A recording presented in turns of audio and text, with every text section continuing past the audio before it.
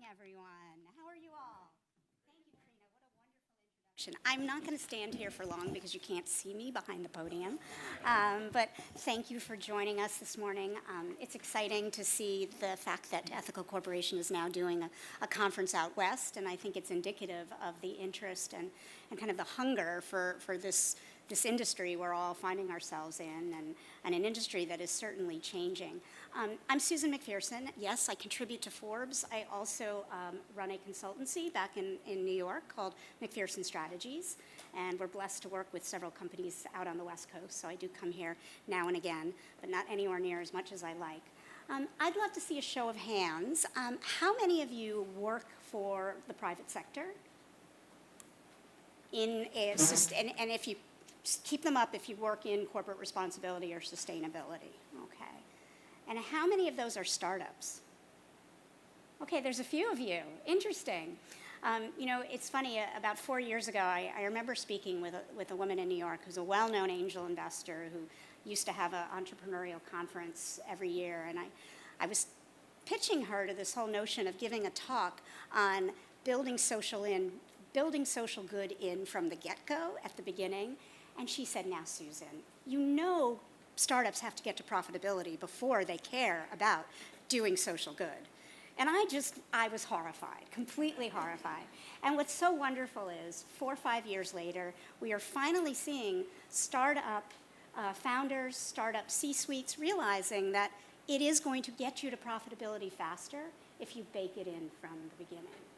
And my two panelists today are actually two examples of companies that have built themselves based on social good, social impact, and putting that as a core part of the business. And I often say it's easier to turn a rowboat around than a cruise ship. Well, not to say these folks are in the rowboat stage, because when you hear about their businesses, I think you will see both of them are far more like a 50-foot schooner than a rowboat at this point in time. And I know nothing about boats, so I probably just, for any of you who are maritime people, probably just butchered that. But I'm going to take a seat now. So we are first going to hear from Sam Polk to my left. I'm sorry, to my far left. Medium. I'm medium left. Okay, I arrived last night from New York, all right, so I'm still jet-lagged, I guess you could say. And Sam is a former hedge fund trader turned social entrepreneur. He is the founder of Everytable, which makes me hungry when I hear that, a social enterprise that sells fresh meals at prices that everyone can afford. Now, we all know there's, at least in New York, there's about 20 different delivery services, but the food that is delivered is very, very pricey. Sam is also the author of For the Love of Money and the founder of the nonprofit Grocery Ships, a nonprofit that helps low-income families struggling with food-related illnesses. And he's on a mission to foster inclusive capitalism. He's already accomplished so much in his young age, but take it away. Tell us about Everytable and your good work.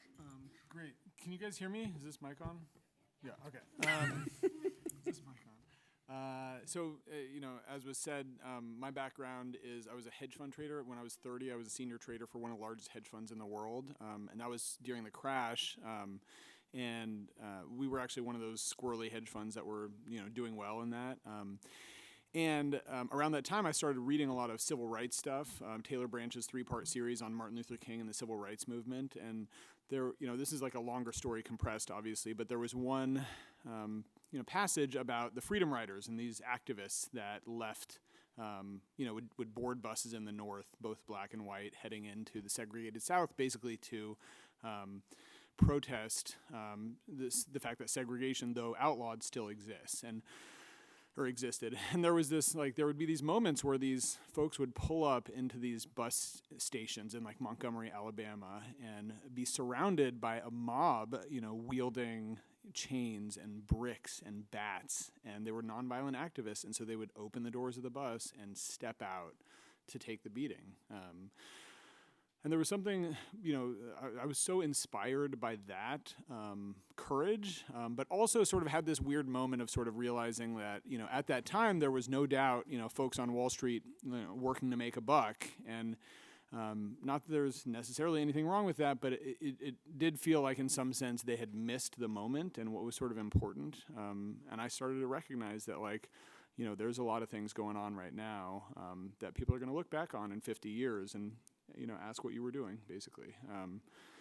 And so I ended up, you know, walking away from that job and then moving back to Los Angeles and basically getting interested in this issue of food justice and food deserts. And if you haven't heard of that, food deserts are a term that basically speaks to communities that are low income and have very little access to fresh food. So no grocery stores, no healthy food chains, but tons and tons of fast food. And so partially Cheetos. And as a consequence of that, rates of diabetes and obesity and heart disease, childhood obesity are extremely elevated. And so much so that, like, for example, in South Los Angeles, where we started, per capita income is $13,000 a year, and life expectancy is 12 years less than Bel Air, for example.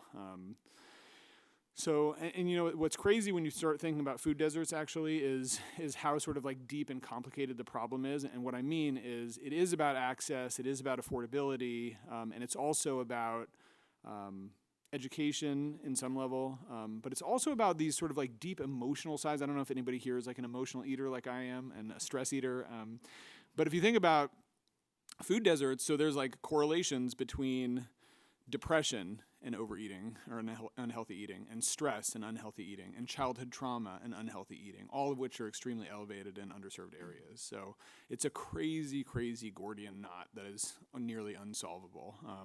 So the first thing we did is basically started a nonprofit called Grocery Ships that basically helps parents living in food deserts get themselves and their families healthy. And it's a holistic program where basically 10 moms at a time, and we just worked with our 2,000th person, but 10 moms at a time will join a group of 10 moms who meet once a week for 2 hours. And in those meetings, there's healthy cooking classes, nutrition education, fresh produce brought in. But the groups are run, you know, not like a didactic lecture, but as support groups that are run by the members of the community that have been through the group before. And there's a ton of time, everyone sits in a circle, and there's a ton of time devoted to sharing about all of these sort of emotional issues. When you're talking about food, it's family and shame, and so it becomes this, like, it's almost like a Trojan horse that it is about food and it's about education, but it's even more about building that support. And one of the things, like, I have 2 kids, I don't know if you guys have kids, like, you know, we have like an army of support, you know, family, nannies, and it's still exhausting and, you know, grinding, right? And if you just think about that and these moms that we are working with who have no nannies, oftentimes they are a nanny, right? Or they have no additional support, and they're always on the edge. I mean, that's the thing that, like, you know, I know that you guys are experiencing this here, so those of you who are from here, in terms of like affordable housing, but like per capita income of $13,000 a year means, you know, $1,200 a month income, $800 a month on rent. You know, how do you make it to the end of the month every month? You know, cupboards are bare. So anyways, that is Grocery Ships. That is those groups, and we've run over 50 of those. It's sort of grown pretty fast for a young nonprofit. We started in 2013. And a couple years into that, I started to sort of recognize 2 things. One was that, you know, a lot of these, you know, living in poverty isn't just about not enough money. It's about not enough time. And a lot of these moms would say, like, hey, I'm a single mom with 4 kids and 2 jobs, and I take the bus to work. So these cooking classes, they're great, but you know, I need something fast and convenient, and that's why we go to McDonald's. And then also for me, you know, and this is pertinent here, obviously, is that, like, I started to recognize how, you know, though wonderful, how inefficient nonprofits can be, where, you know, the amount of time I spent, you know, learning how to throw galas was like more than I wanted to, basically. You know what I mean? And there was just something, you know, you were always sort of scraping by. And, you know, I know a lot of wealthy people, and many of them are generous, and it's always hard to get somebody to give you $25,000 that is not going to come back to you. Even $10,000. Yes. So, you know, me and another sort of Wall Street refugee started to sort of, think about a business that could sort of harness economic power while trying to solve the same problem that we were working on. And what we came up with, and I think just a little bit more context for that, is that there's this issue of sort of healthy food in food deserts. There's also another issue in sort of more affluent communities, which is that your average fast casual meal costs $13. Now people eat over 50% of their meals outside of the home, and food is the number one thing people blow their budgets on. So it's hard to eat a lot of food out and get healthy food and make it affordable, unless you're super rich, basically. And so we came up with a business model called Everytable. It's pretty simple: a central commissary kitchen where some of the best chefs in the country, our first chef was a former head chef at Le Cirque, are creating these healthy, fresh, delicious meals every single morning. Things like salads and grain bowls, but also these hot plates like Jamaican jerk chicken with coconut beans and rice and plantains is one of our best sellers. And they're making these meals at the central kitchen every morning and then packaging them in grab-and-go containers. And that sounds simple, but it's really the key economic insight, which is that your standard restaurant is 2,500 square feet of space and has 10 to 15 employees and costs $1 million to build and a lot to sort of operate because of that high cost structure. But for us, we have a single kitchen that supports currently our 5 locations, but soon our 12 locations. And because of that, we can open stores that are 200 or 300 to 700 square feet and only cost $200,000 to build because you don't need to build a big kitchen, and they're only staffed by 2 people, so that you have this great sort of restaurant experience, but without the kitchen because the kitchen is shared. And that allows you to get to a low cost structure to make healthy food truly affordable. And one of the things for us that we realize is that affordability means different things. So in our locations in Century City in the Westfield Mall and in Santa Monica on the 3rd Street Promenade in downtown LA, we sell these meals for $7 or $8, which versus Sweet Green and Tender Greens and all these great options is an incredible deal. But we also open in South LA and Baldwin Hills and soon Watts and Compton. And in those locations, we sell the same meals from the same stores for $5. And each store is meant to be profitable, but just differently profitable. And that is the sort of key about this is it's just using business principles, but doing it in a way that makes it inclusive. Well, I'm sure everyone here is wondering when you're coming to San Francisco. So those dishes sound delicious. Thank you so much, Sam. That was very, very interesting, and I definitely hope you go national, but we can talk about that when we get to the Q&A. I also want to introduce Matt Horton. Matt and I had a wonderful conversation this morning, and of course one of the first questions I asked him was, do you make autonomous vehicles? Because that's the big new thing, right? In fact, the New York Times Magazine the entire magazine was on autonomous electric vehicles. So it has a sense of what is coming. But Matt is the Chief Commercial Officer of Proterra, which is a company that is a leader in design and manufacturing of zero emissions, say that again, zero emissions, electric buses that reduce fleet operating costs and eliminate our dependency on fossil fuels. He was previously the CEO of Propel Fuels and has a long history in renewable energy. Is that better? Yes. Well, hello. Jet lag. I'm just going to keep using that as my excuse today. I think I was loud enough that most of you heard me. And he's a frequent speaker at clean energy conferences. And then I also learned that he grew up you moved 18 times before you were 18, but not because he was a military brat. And I'll let him tell you a bit more about Proterra and himself. Please take it away. All right, well, thanks, and good morning, everyone. I'm excited to be here, and really glad that I get to share this opportunity with Sam. I'm inspired by what he does. My wife and I, we ran a small urban farm for many years, and the issues that you guys are addressing are sort of near and dear to my heart. Well, I'll say, I wasn't a hedge fund trader. I was a Silicon Valley venture capitalist before what I do now. So I think we've probably both had some serious transformation to get to the point where we are today. But I will give everybody here a little bit of background on our company, certainly, since unless you're a hardcore public transit geek, you probably haven't heard a lot about Proterra. But our company, we have focused on providing clean, quiet transportation for all. That's our mission. Now, you hear a lot about electric vehicles. It's a very hot topic right now, but most of what you hear about are luxury sports cars, and that's what garners a lot of the attention. In our business, we decided we wanted to bring the world's best electric vehicle technology to the mass market and make it available to everybody. As you heard from Sam, there are many people in this country where public transit and riding the bus is the only transport mode that they have.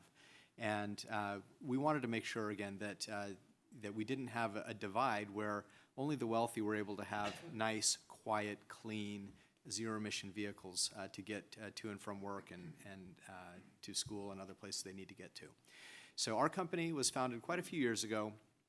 We've grown up and evolved a lot over the years, and we're now really in an exciting point in our company's history where the public transit market is beginning a massive transformation to go from dirty, polluting diesel and natural gas vehicles to 100% zero emissions. There are already many cities across America that have made a pledge that they are going to go 100% zero emission in their transit fleets.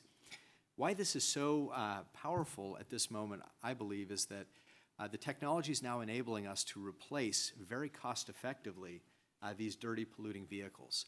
One of the, public transit is unquestionably a public good, does a lot to reduce vehicle miles traveled and to clean the air.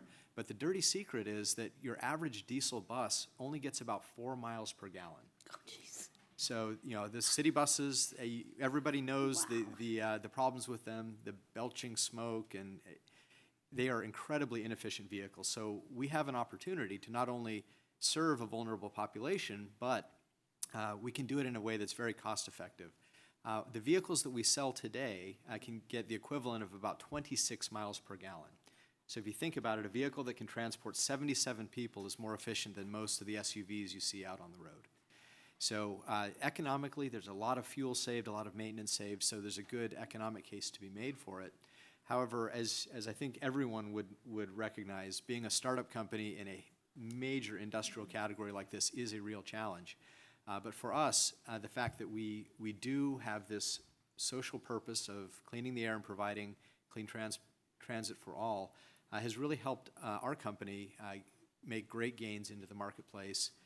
We're growing incredibly quickly, and at this point, nearly 10% of all public transit agencies in North America, or in the United States, I should say, have purchased their first set of vehicles from our company. So it's allowed us to get a fast lead in this marketplace. It would be insane to try to go into the market now as a new bus manufacturer, but the fact that we have a new, clean, better technology that, again, is focused on getting diesel fuel out of our dense urban environments has really been a huge help to us as we've looked to grow.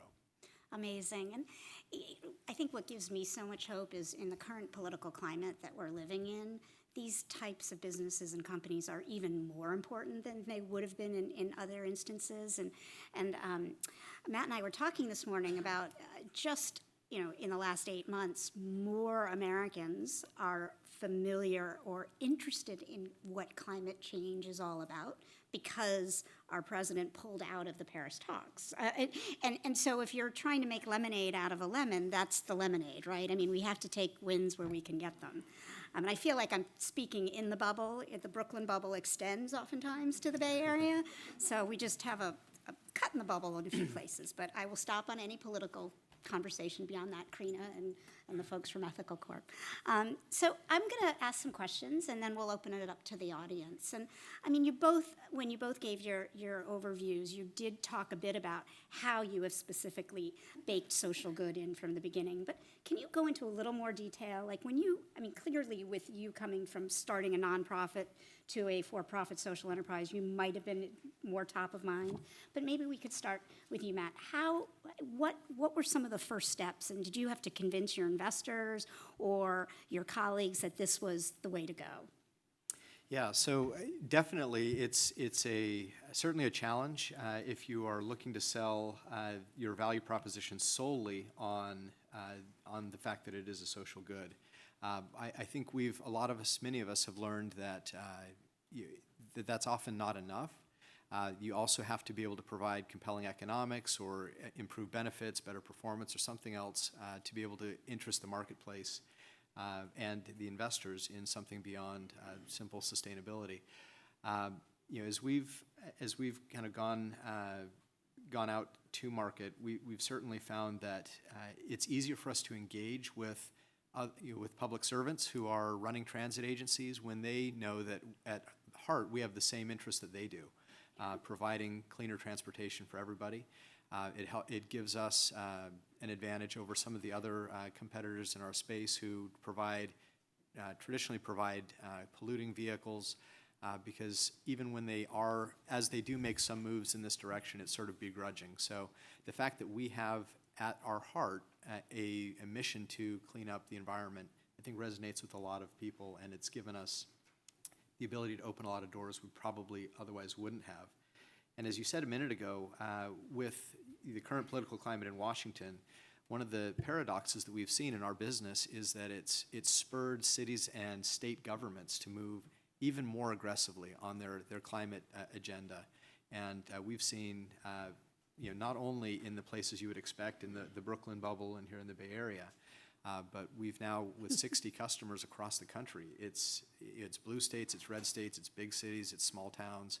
And for us, a lot of it's because not only do we have a social mission at our heart, but we found a way to make that very economically viable. Yeah, and everybody wants clean air. Correct. Okay. Can we turn to you, Sam? Yeah, I don't think my mic is working. Please. I mean, the one thing I will say about our social mission, I think the two sort of interesting things for us have been, even though we are giving up some economics in the underserved stores, giving up some margin that we would otherwise take, it has made it so much easier to basically recruit, for one. So like the level of folks who come to us who want to partner with us or work for us are way above our sort of like economic punching weight. And then the second thing is capital, basically. Like we have a business like Matt's where there's a clear, you basically have a social enterprise that has the potential for venture-like returns. So we're open, some of our biggest investors are just sort of pure venture capital. But then we also, because of our deep social mission, attract a lot of impact investing, both equity investors, but also foundations who do public program-related investments like PRIs into us. Mm-hmm. And one of the really interesting things about that is, one of the things we've found is that investors really behave really differently. So the for-profit folks, they do think the social mission, is gonna be resonant on a brand level, and that's what's gonna drive the enterprise value of the company. And the impact investors agree with that, but one of the things that we've found is when things get tough and you have a bump in the road, the impact investors who are really focused on the social missions have so far seemed to be more patient and more committed to the mission. So it's a really interesting world in terms of how sort of finance and investing is moving to support these social businesses. Do you feel each of them are taking a bit more of a patient look or a long haul perspective for both of you? From an investment standpoint? And I know that wasn't one of the questions I gave you ahead of time, so. That's okay.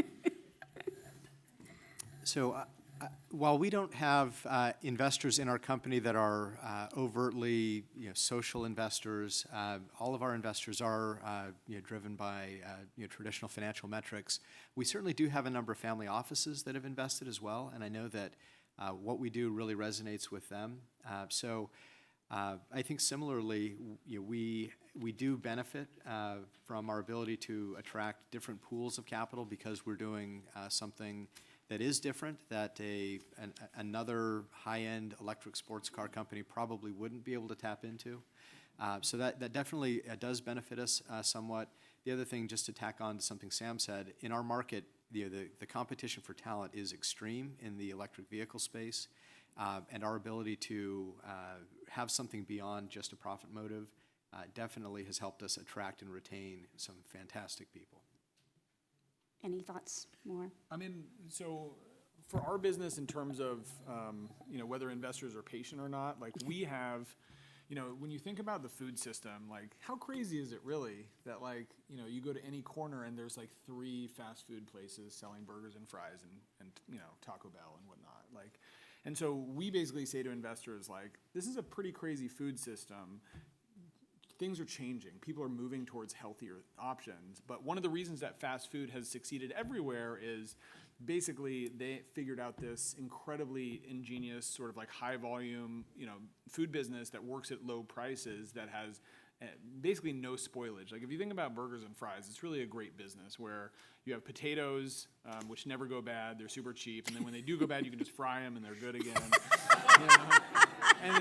And then like burgers, you just keep them frozen forever and the buns never go bad, so you're really just managing that lettuce, can you keep fresh lettuce on hand, So it's a great business model. For us, like we've had to deal with that stuff, but we've structured it in a way that you can get to a $5 price point and still make money. And one of the things that I think about is like Subway. Like Subway became the biggest restaurant company in the world, not because their sandwiches were so amazing, but because they were moving towards healthy, because they were at a $5 or $6 price point, and because they had such easy and simple operations that it was really easy to franchise, really low build-out cost. So investors are looking at us for that and being like, this company clearly has a model that if it works, you could have 40,000 locations like Subway does. So it's interesting that comment you made about potatoes. I was in Peru back in May, and I was learning a lot about the indigenous culture, the Incas, and they were tremendous potato farmers. And evidently, a potato that was like unearthed after like 300 years was still viable. So there is some truth in the fact that potatoes do last. Although can't think that the founders of McDonald's really thought about that at that time. But just a little side note, cocktail party banter. Okay, so neither one of you, well, you probably lead more with a social mission than your colleague, Matt. But I would say, has it ever been a detriment? Have you found that either people are kind of like, oh, I don't want to get involved, or it's squishy, it's social good? Like, has that ever? Because you're in buses. I mean, come on, buses aren't squishy. Yeah, I will definitely take that one on. Buses are not squishy. We sell to a spreadsheet in a lot of ways. Our transit customers, they're good public servants. They're watching the dollars that they spend very carefully. We have learned that with many properties across the country, if we come in with the lead that this is clean, green, gonna save the world, people will shut off. Yeah. And so we have to, our sales team has to be very good at reading the cues and reading the customer. In some places, we have the ability to go in and just show them the economics and say, this is going to save you money. It's going to be better for your operations, and you get clean air and positive climate benefits for free. So we will tailor that message at times, depending on who the audience is. Generally, I'll say though, we are so known for what we do that it's a little hard to separate that, and it does surprise people at times when we will come at them with a message other than it's the right thing to do. Right. But it's the right thing for them and show them how it's going to help. Sure, and I think all of us can collectively agree when we know that our customers, our stakeholders, when they hear the word sustainable, the eyes glaze over, especially amongst millennials.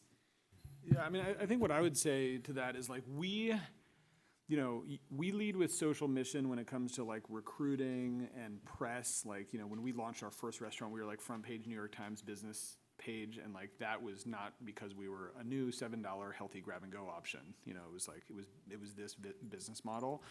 But when it comes to food, like, I'm sort of with you. Like people are hungry and they want to eat, and they have this like huge moment of like trust building, and you cannot charge them too much. The food can't be not incredible.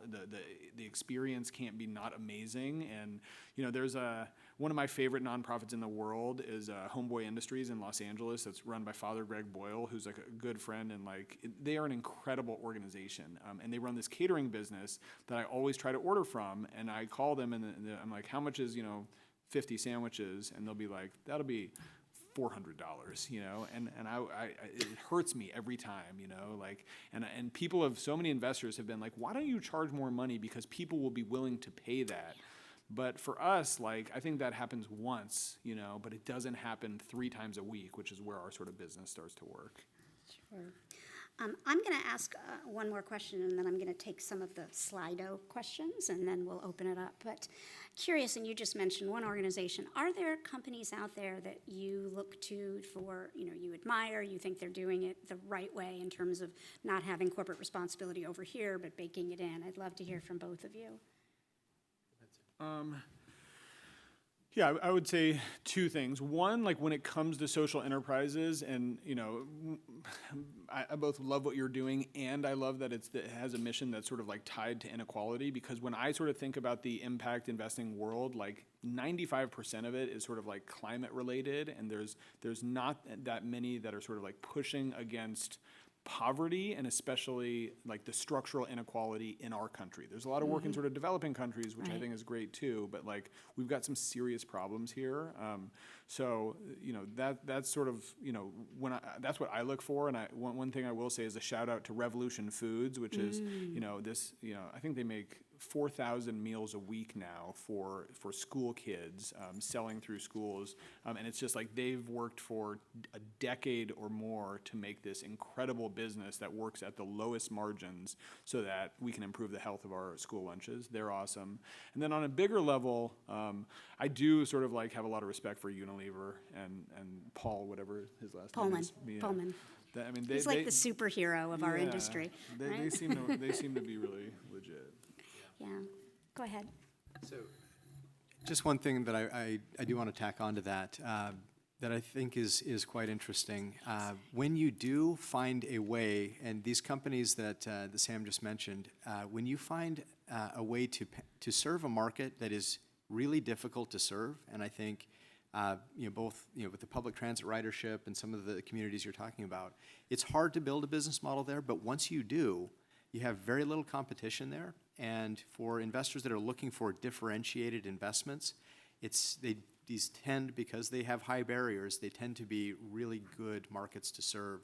And I think companies that have figured out a model that works in those categories are very well positioned to succeed. Any particular organizations you want to call out? What about in your world specifically? Well, in our world, one of the things that I think is quite interesting, you can't talk about electric vehicles without talking about Tesla, right?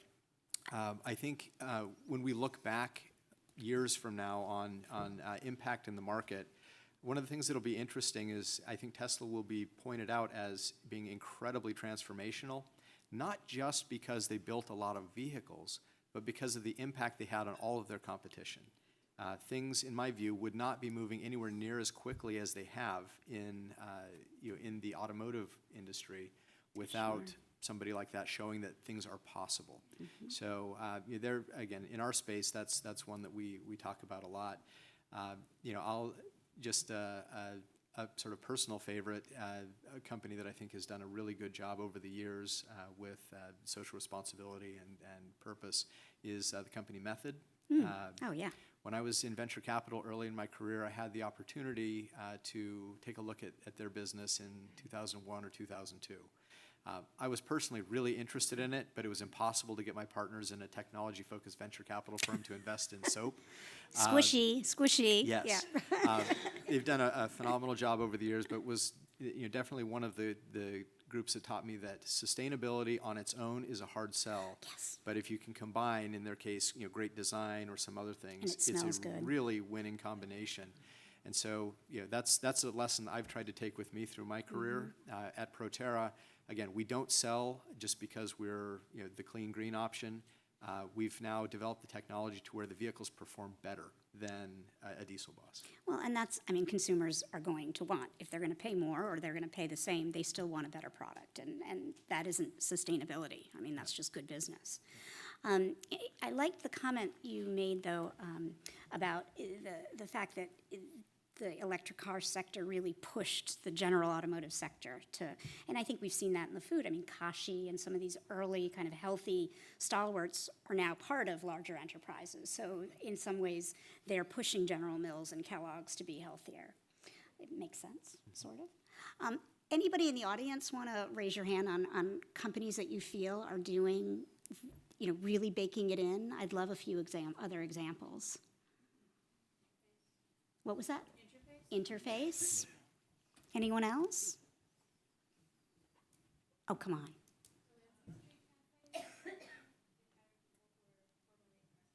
See, that's great. Defy Ventures is one in New York that's similar. Well, that's, I'm sorry? Patagonia, who I just read they're filing a lawsuit to prevent the kind of raising the prices in the national parks, right? Because that's a big part of their business model. All right, I'm going to take some questions from Slido, and then we'll ask if there's questions that people want to speak. And there's a microphone, yes? Awesome, okay. Sam, interesting to hear how changing cost structures on shared kitchens it's changed for delivery. So how would you be able to implement that in cities nationally? Yeah, and just to be clear, it was said earlier that, so we are not a delivery business. Like we are a restaurant business that has a central kitchen that has one drop each day from the central kitchen to each store. And that was a very sort of like clear decision where you're seeing the sort of like graveyard of all these delivery companies, which is because that last mile to the home to deliver one cheeseburger is so brutally difficult and expensive. So we have like different from them, like we have a fixed cost model for the stores, but it's very low fixed costs, and from those stores you can drive tremendous volume. And then how do you scale it nationally? Actually, there's there's two ways. One is that in each region you go into, you build your own commissary kitchen, and have to have 5 or 8 stores to really make it all work, and then anything beyond that is gravy. The better way that we're exploring now is there's all these sort of national, huge scale sort of commercial kitchens that often produce stuff for the airports and grocery stores. And you may not be satisfied with that quality, but that's not because of the quality of the operations. It's about the quality of the ingredient choices and the sort of R&D menu design. So we can partner with folks like that who have hundreds of thousands of square foot kitchens with incredible food safety protocols, incredible scalability, so that when we start to franchise like Subway, like Subway, I think I forgot the number, but it was something like they were opening 50 restaurants a week in their height, and so there's no way that we could maintain a commissary kitchen and put on even 5 restaurants a week. But these kitchens are so big with such incredible workforces that they for sure could. So, and that's if we end up going that direction, that's incredibly capital light, because you don't have to spend capital expenditures for building out the storefronts, and you don't have to build capital expenditures for building out the kitchens. So it's basically all about R&D and branding and creating that distribution. Interesting. Matt, how do you run a business when addressing a market that is a public good like mass transit? That's a great question. I think one of the benefits that we have is there are incumbent bus manufacturers out there already. And in many respects, they've set the bar incredibly low for what public servants expect from them. So our mission is certainly to deliver better service, a better product, and to lower costs for these public agencies. And in that way, again, our mission and objectives align very well with them. The people that we serve, they understand that we need to run a business, that we have to invest tens of millions of dollars into research and development to build better technologies. And I'll say, they don't. Our customers don't generally have an issue with us being a for-profit company, because we're providing great service to them. We're providing a great product and technology, and they're definitely willing to pay for it, in particular because in the long run it is going to save them money and be a better use of taxpayer funds. So we are very careful to be focused on, again, we don't want to ask people to make a bad economic decision. We want them to do the right thing for their citizens and make sure that they get all the extra benefits as well. So again, as long as our customers view that we're reasonably pricing our product and that we continue to innovate and improve, we really don't get any challenge or pushback from them that, again, we are a for-profit company. And what is your largest market? So our largest customer today is in the Los Angeles area.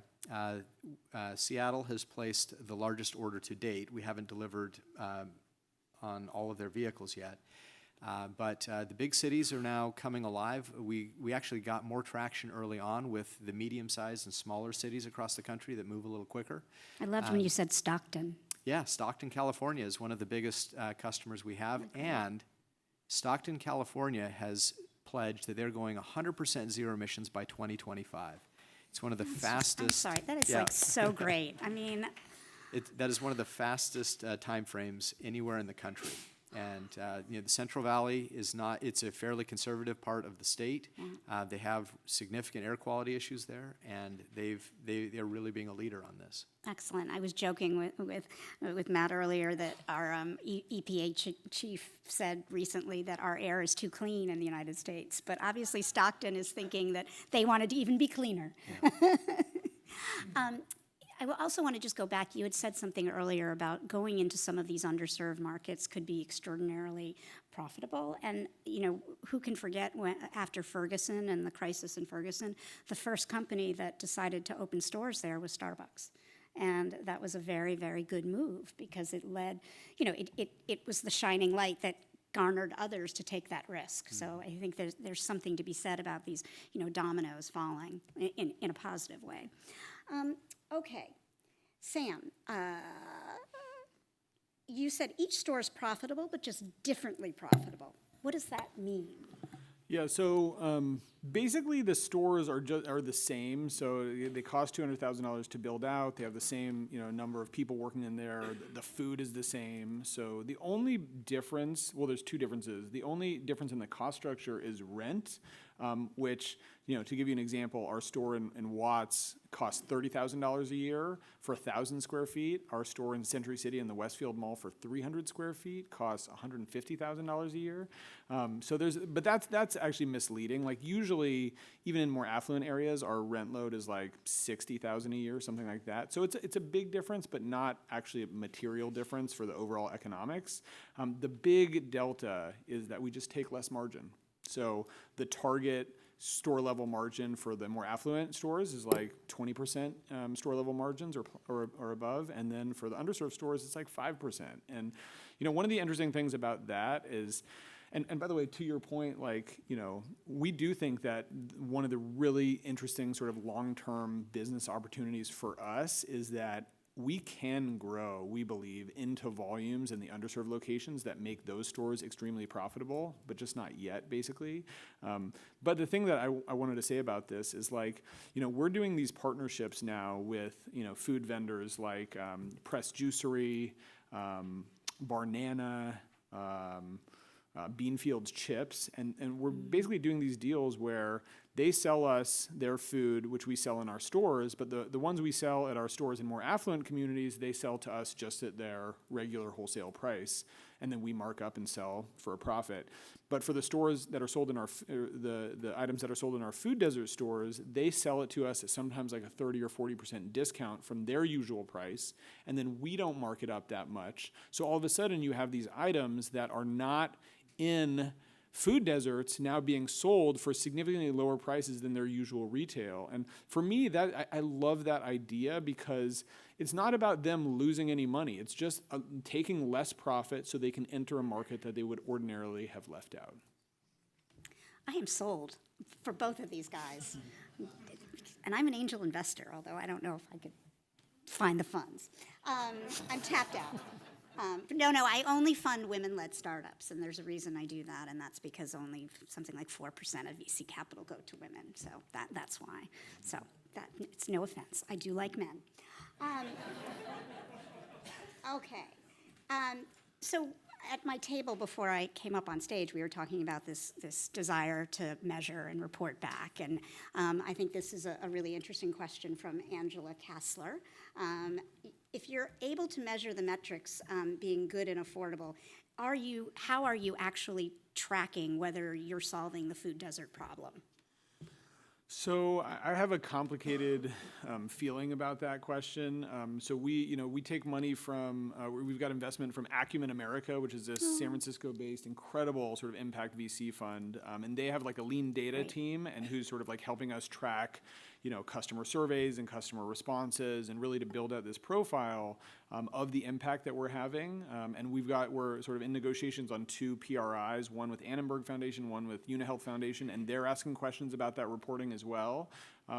And I've had it explained to me in a way that made me say, okay, that makes sense. But there's another part of me that just says that, what our metric is sales, right? Like there's a finite amount of food that one can eat. There's really no healthy food, certainly in like a restaurant setting in underserved areas. So if they are buying from us, they are necessarily sort of like crowding out what else would be in their stomach, basically. And I do think that sometimes this is like, not to digress, but there is sometimes in the sort of like foundation world, there is this like sense of needing metrics that is unaware of how challenging that can be for sort of young companies, basically. Yeah. And in the same token for nonprofits, sometimes when we're expecting the nonprofit to spend more time on reporting back rather than doing the good work, there's a bit of a disconnect there. Matt, you are serving the school bus. Are you serving the school bus market, number one? And if so, how are you addressing safety concerns?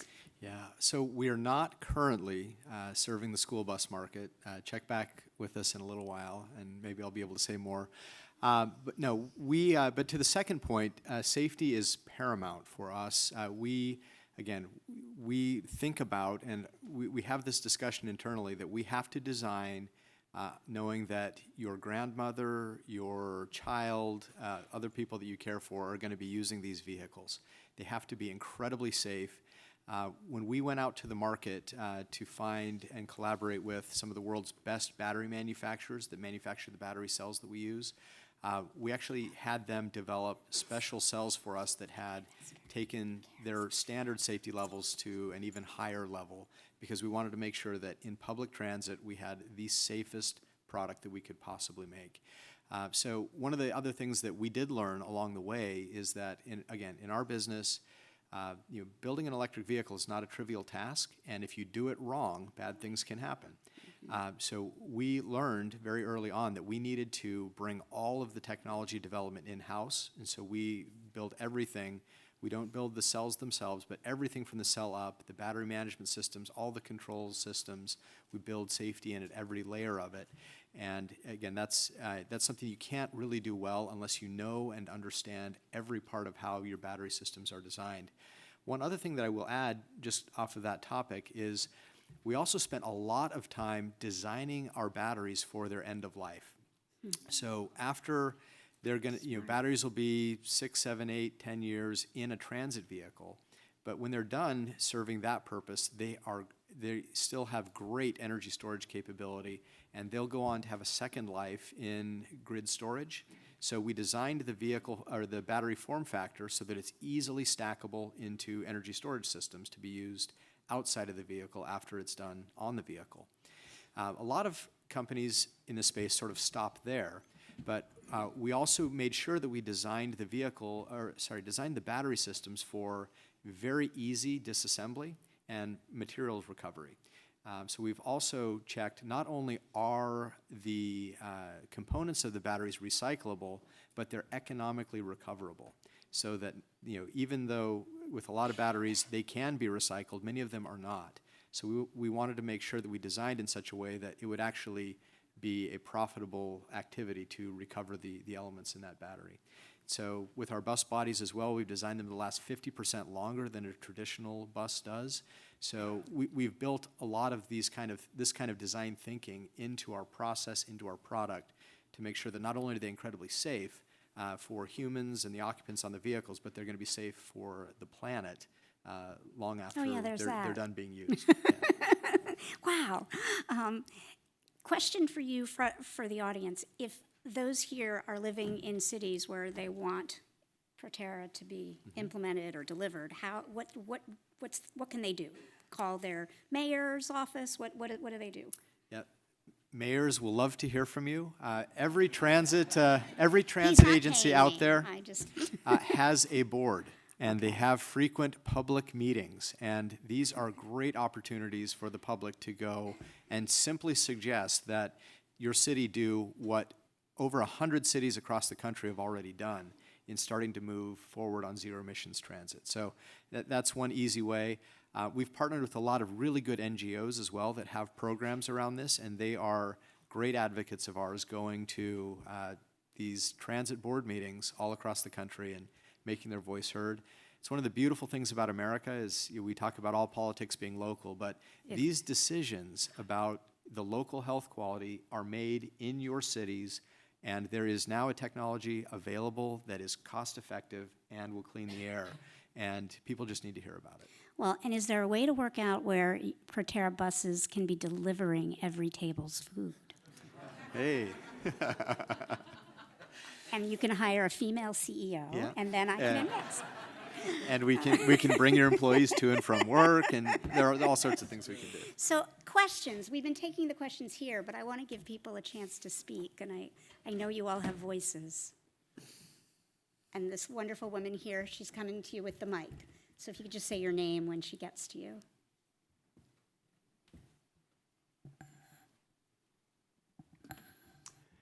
Hi, I'm Graham is that Richard with Graham? Advanced I thought Energy so. Economy. Hi, Matt. How are you? Thank you for your leadership. Both of you, great entrepreneurial success stories. Quick question. What are the public policy issues that most support the growth of your great work? Very good question. I'll jump in first. So it's no accident that Proterra moved its headquarters to the state of California just a couple of years ago.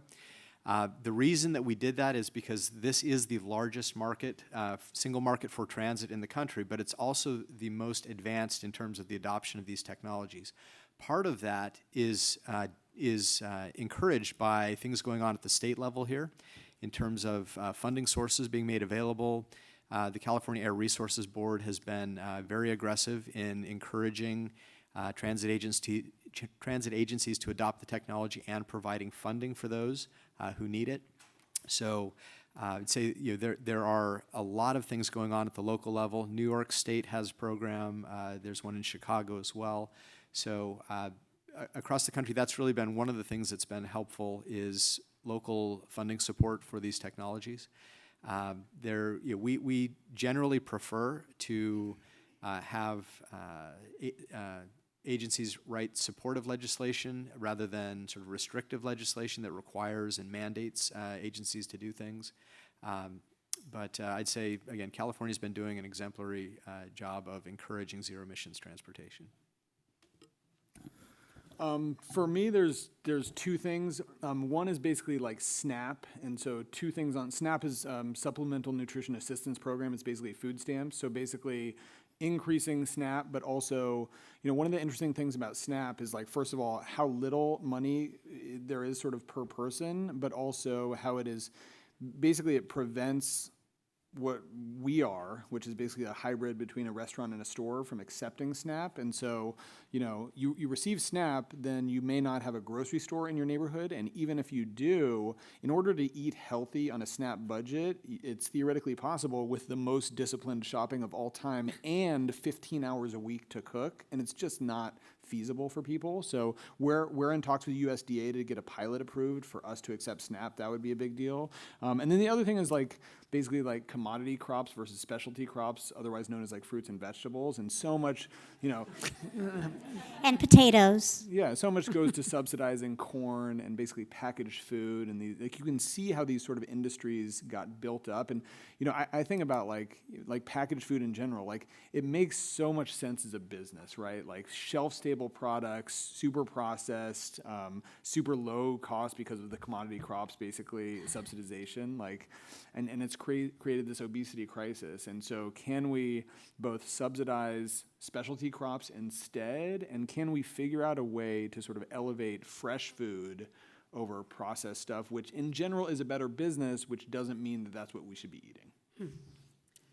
If I can just tag onto that again. One other thing, because it's also one of the questions up here about utilities in our business.